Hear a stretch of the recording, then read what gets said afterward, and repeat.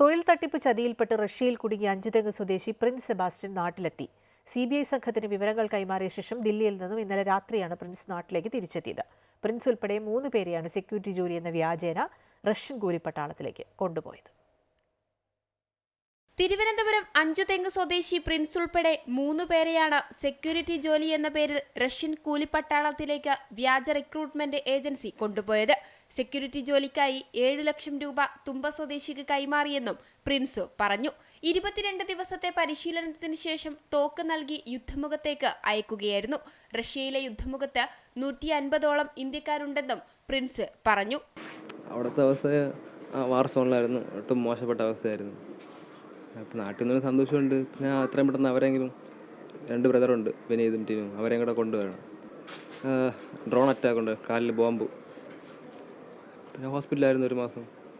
അങ്ങനെ എംബസി പോയി കണ്ട് അവിടെ നിന്ന് മന്ത്രിമാരൊക്കെ ഇടപെട്ട് വിളിച്ച് പറഞ്ഞപ്പോൾ എംബസി എനിക്ക് ഈസിയോടെ റെഡിയാക്കി തന്നായിരുന്നു. മകൻ തിരിച്ചെത്തിയതിന്റെ സന്തോഷം മാതാപിതാക്കളും പങ്കുവച്ചു. വളരെ സന്തോഷമായി കൊണ്ടുവന്നിട്ട് നാട്ടിൽ. ഇതേപോലെ 2 പിള്ളേർ പിന്നെയും കിടക്കും. അവരെ എത്രയും പെട്ടെന്ന് നാട്ടിൽ കൊണ്ടെത്തിക്കും. ഞങ്ങൾ താഴ്മയുടെ ചാനലുകാർക്കും മുരളീധരൻ സാറിന് ഞങ്ങൾ അപേക്ഷിച്ചു. അവരത്രയ്ക്കും യുദ്ധഭൂമിയിലാണ് അവർ രണ്ടുപേരും കിടക്കുന്നത്. എത്രയും പെട്ടെന്ന് അവരെ കൊണ്ട് നാട്ടിലെത്തിക്കുന്നു. താഴ്മയുടെ അപേക്ഷിക്കും. പ്രിൻസിനെ എങ്ങനെ കൊണ്ടുവന്നാൽ അതേപോലെ അവരെയും കൊണ്ടെത്തിക്കും. നിങ്ങളുടെ സഹായം മുരളീധരൻ സാറിന് എല്ലാവർക്കും ഞങ്ങൾ സന്തോഷം. 23 ദിവസത്തെ പരിശീലനത്തിന് ശേഷം തോക്ക് നൽകി യുദ്ധത്തിനയച്ചു. ആദ്യ ദിനം തന്നെ വെടിയേറ്റ് കാലിനും മുഖത്തും പരിക്കേറ്റു.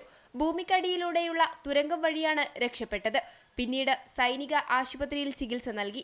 അപകടം നടക്കുമ്പോൾ വിനീതും കൂടെയുണ്ടായിരുന്നുവെന്ന് പ്രിൻസ് പറയുന്നു. വിനീത് ഇന്ന് രാത്രി നാട്ടിലെത്തും. അതേസമയം 3ാമത്തെയാൾ ടിനുവിനായുള്ള കാത്തിരിപ്പിലാണ് വീട്ടുകാർ.